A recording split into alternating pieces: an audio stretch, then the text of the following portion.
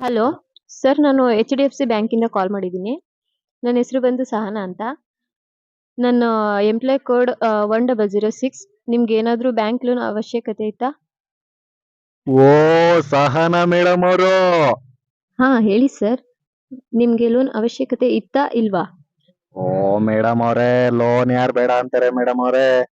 ಹಾ, ಅದೇ ಸರ್. ನಿಮ್ಗೆ ಲೋನ್ ಏನ್ ಪರ್ಪಸ್ಗೋಸ್ಕರ ಬೇಕಿತ್ತು? ಮೇಡಮ್ ಅವರೇ, 32 ವರ್ಷ ಆಗದೆ ಇನ್ನೂ ಮದುವೆ ಆಗಿಲ್ಲ. ಮುಂದಿನ ತಿಂಗಳು ಹೊತ್ತಿಗೆ ಮದುವೆ ಆಗೋಣ ಅಂತವ. ಅದಕ್ಕೆ ನನ್ನಿಂದ ನಿಮ್ಗೆ ಏನ್ ಬೇಕು? 10 ಲಕ್ಷ ಲೋನ್ ಜೊತೆಗೆ ಒಂದು ಹುಡುಗಿನೂ ಕೊಟ್ಬಿಟ್ರೆ ಬಹಳ ಅನುಕೂಲ ಆಯ್ತದೆ ಮೇಡಮ್ ಅವರೇ. ಸರ್, ನಾವು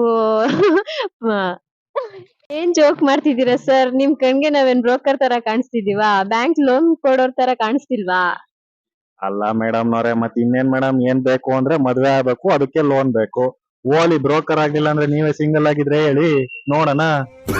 ಏಯ್, ನೀನ್ ಏನ್ ಅನ್ಕೋಬಿಟ್ಟಿದೀಯಾ?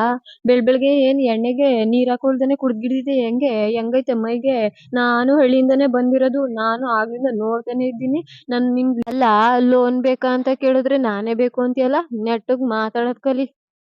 ಅಲ್ಲ ಮೇಡಮ್ ಅವರೇ, ನಿಮ್ಮಂತವ್ರೆಲ್ಲ ಹಿಂಗಂದ್ರೆ ನಮ್ಮಂತವ್ರ ಗತಿ ಏನು? ಹಿಂಗ್ ಅಂದಿ 32 ವರ್ಷ ಆಗೈತೆ, ನೋಡಿ ಒಂದ್ ದೊಡ್ಡ ಮನ್ಸ್ ಮಾಡಿ. ನಂಗೆ ಮದ್ವೆ ಆಗೈತೆ ಕಣಯ್ಯ.